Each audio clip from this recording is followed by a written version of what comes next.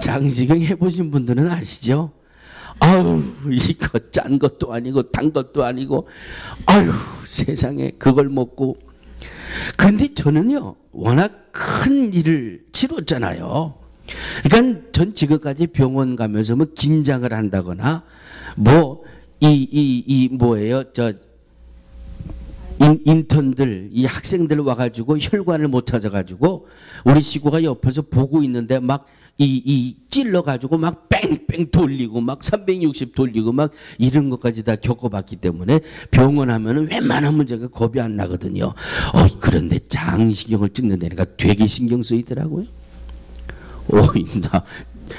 그 흔한 말로 요새 뭐 장암이 그렇게 많다는데 나 그거 아닌가?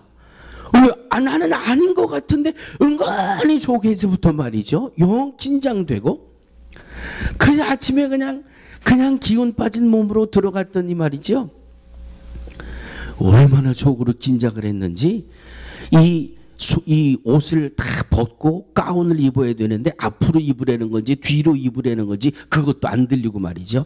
저는 이 상표가 뒤에 붙었으니까 보통 가운 입듯이 이 뒤로 해가지고 앞으로 해가지고 끈을 착 둘러맸거든요. 그랬더니 간호사가 들어오더니 뭘 어쩌고 이걸 뭐 만지면서 뭐라 그러는데 뭔 소린데 들리질 않아요. 이게 나도 옷 잘 입었는데 왜 그랬더니 이게 가만 생각하니까 이게 말이죠.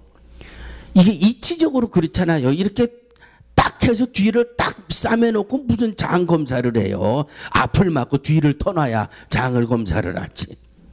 그때서야 뭐 조금 정신이 들어오는데 세상에 앞으로 입어라 뒤로 입어라 그 소리도 안 들어오고 말이죠. 왜? 몸이 그만큼 긴장을 하니까. 이 병이라는 게 이렇게 좀 그래요. 좀 그렇더라고요. 문제가 있으면 의사를 찾아가요. 자, 몸에 병이 들면 의사를 찾아가요. 자, 오늘 제가 3가지 말씀을 드렸는데 이 3가지 증상이 우리 영적인 생활에 똑같이 나타나거든요. 신앙생활에 의욕이 없어져요. 기쁨은 없어지고 불평거리만 나타나고요. 감사한 것보다는 원망할 거리만 나타나고요. 예배가 설교 시작하면 졸리기만 하고요. 하나님의 말씀이 들어오지도 않고요. 성경 하루에 한 장 보는 것도 아주 징그럽게 힘들고 말이죠. 내 육신의 병이 들었을 때와 영의 병이 들었을 때 나타나는 증상이 이렇게 흡사하더라고요. 그런데 몸이 병이 들면 의사를 찾아가는데 우리의 영이 병 들면 어디를 가야 돼요? 병원의 마크가 어떤 마크예요? 영적 병원의 마크가 어떤 모양이에요? 어쩌면 이것까지 똑같아. 색깔만 다르다 뿐이지. 영적인 병이 들었음을 깨달아질 때는 바로 제단 앞에 엎드려야 돼요. 십자가 앞에 엎드려야 돼요. 그리고 육체의 병을 잘 가이드해주는 의사의 처방을 따르듯이 내 영이 병이 들었을 때 주님의 십자가 앞에 무릎 꿇고 내 영을 잘 가이드해주는 주님의 음성을 따라야 우리의 영은 깨끗이 치료받을 수가 있다라고 하는 말씀입니다. 이 3가지 증세가 나는 하나도 해당이 안 된다. 나는 영적으로도 깨끗하고 나는 영적으로도 건강하다. 사랑하는 성도들이여, 병든 분이나 건강한 분이나 똑같이 조심해야 될 것 하나 있습니다. 감기 한 번 걸리면 평생토록 안 걸립니까? 감기 치료 한 번 하면 1년 내내 감기 안 걸릴까요? 때가 되면은요, 우리 집사님이 그냥 비타민 B12 그냥 이만한 주사를 가지고 와서 탁 찔러주고 말이죠. 뭐예요? 또 이제 감기 돌면 이제 이 독감 주사도 와서 탁 찔러주시고 말이죠. 뭐 비타민 B12 요새도 먹는 약이 있다고 또 뭐는 사모님은 또 이거 먹어야 된다고 또 먹여주고요.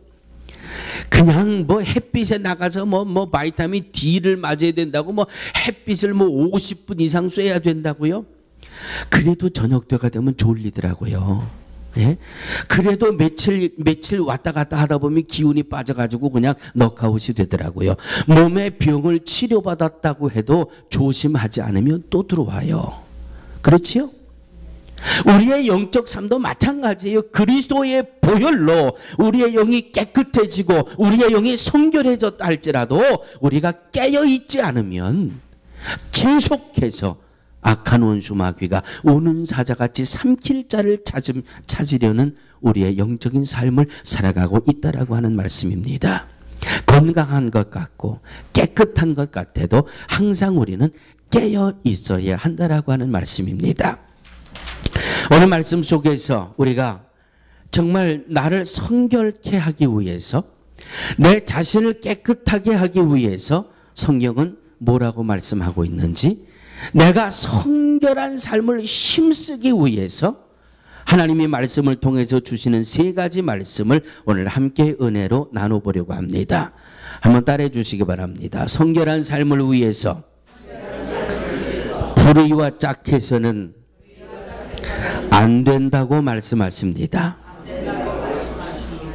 성결한 삶, 깨끗한 삶이 하나님의 뜻이 이루어지고 하나님의 뜻을 이루는 데에 쓰임받는 가장 핵심적인 비결이라고 말씀을 드렸고, 이 핵심적인 비결, 성결한 삶을 유지하기 위해서는 불의와 짝해서는 안 된다라고 첫 번째 말씀을 찾아보게 됩니다. 고린도후서 6장 14절이지요. 너희는 믿지 않는 자와 멍해를 같이 하지 말라. 의와 불법이 어찌 함께하며 빛과 어두움이 어찌 사귀며 그리스도와 벨리알이 어찌 조화되며 믿는 자와 믿지 않는 자가 어찌 상관하며 하나님의 성전과 우상이 어찌 일체가 되리요. 우리는 살아계신 하나님의 성전이라. 여기서 중요한 말씀이 나옵니다. 믿지 않는 자라는 말씀이 나옵니다. 믿지 않는 자와 멍해를 같이 하지 말라. 믿지 않는 자와 멍해를 같이 매지 말라. 여러 가지 말씀으로 해석이 다양하게 이루어지게 됩니다. 그런데 여러 가지 많은 해석 중에 우리가 가장 가깝게 받아들일 수 있는 해석의 말씀은 한번 따라해 주시기 바랍니다. 믿음의 순수성을 방해하는 세상 일과 타협하지 말자. 무엇을 방해하는? 믿음의 순수성을 방해하는 어떤 일과 타협하지 말자라고 하는 말씀이 바로 믿지 않는 자를 해석하는데 우리가 가장 받아들이기 쉬운 말씀입니다. 믿지 않는 자와 멍해를 같이 하지 말라.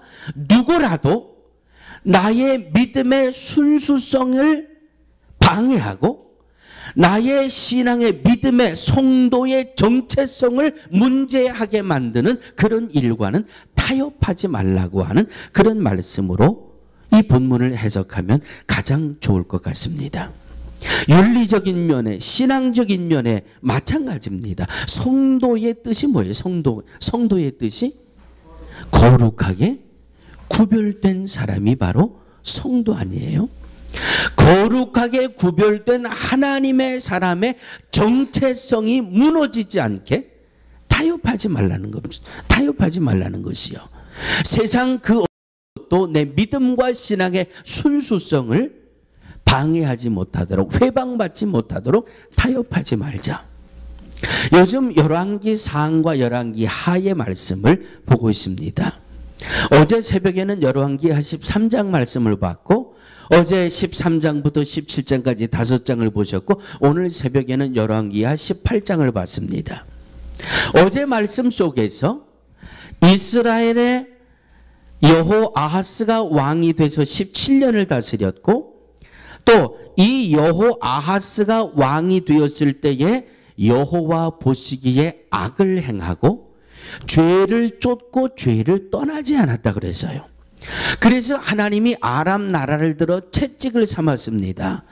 아람 왕에게 이스라엘이 학대를 받는데 그 이스라엘이 학대받는 모습을 하나님이 보셨다고 말씀하고 있습니다. 의문 나시는 분은 집에 가셔서 열왕기하 13장 말씀을 찾아보세요. 오늘 아침에 열왕기하 18장 말씀을 봤습니다. 히스기야 왕이 등장을 합니다. 히스기야 왕이 정직히 행한 것을 하나님이 보셨다고 말씀하고 있습니다. 세상과 타협하지 말자, 불의와 짝하지 말자, 신앙의 순수성을 지키자, 성도의 정체성을 지키자. 가장 나를 성결로 지킬 수 있는 핵심은 하나님의 눈이라고 하는 겁니다. 하나님의 눈, 여호와의 눈이 나를 보고 계신다고 하는 말씀입니다. 하나님이 나를 바라보고 계신다고 하는 말씀입니다. 지금 내가 가고 있는 이 길이, 지금 내가 행동하고 있는 이 행동이 하나님이 보실 때 과연 어떤 답을 하나님이 내게 주실까? 지난 주간에도 말씀을 드렸습니다마는 25살짜리 딸을 사고로 잃었잖아요. 그 일주일 동안 저의 곁에 있으면서 매일 볼 때마다 목사님, 우리 세 남매 중에 제일 희망을 가졌던 이 둘째인데 이 녀석이 사고 나고 방을 짐 정리하러 가보니까 한국에서 올 때 신던 운동화, 한국에서 가져온 티셔츠, 뭐 미국 와서 2년 넘게 있으면서 티셔츠 조각 하나 산 게 없더라는 거예요. 그렇게 검소하고 그렇게 열심히 그렇게 성실하게, 그러면서도 목연기 도서관에다가 벽화를 그리는데 얼마나 예쁘게 또 그림까지 그려놓고 아주 작품까지 남겨놓고 그리고 세상을 떠났더라고요. 목사님, 나 이걸 어떻게 받아들여야 돼요? 하나님이 도대체 왜 이런 일을. 그래서 제가 장로님에게 뭐라고 말씀드렸다고요? 장로님, 100점짜리 대답은 하나님 앞에 가서 받으시고 끊임없이 하나님 앞에 질문하세요. 하나님, 왜 내 딸을 25세, 그것도 이렇게 비참하게 내 딸의 인생을 이렇게 마감을 하게 하셨습니까? 끊임없이 하나님 앞에 질문하세요. 끊임없이 질문하시고 끊임없이 답을 받으세요. 그러면 반드시 거기에 하나님이 장로님에게 주시는 음성이 있을 겁니다. 일주일 동안 계속 질문을 하고, 그리고는 일주일 동안 저만 만나면 내가 하나님 앞에 질문을 했는데 이런 대답을 주시는데 그냥 일주일 내내 그냥 힘들고 아프고 고통스럽고, 그러다가 이제 한국을 가서 애나의 장례 마무리를 다 하고 나서 일주일 동안 이제 기도원에 가 있다고 하면서 이 메시지가 왔어요. 장로님, 목사님 기도해 주셔서 감사합니다. 지금 제가 저희 식구하고 기도원에 와 있는데 오늘 새벽 예배를 드리고 있는데 하나님이 우리 식구들을 깨우시려고 우리 애나를 데려가신 것 같습니다. 이제는 하나님 앞에서 듣는 답이 조금씩 달라지고 있어요.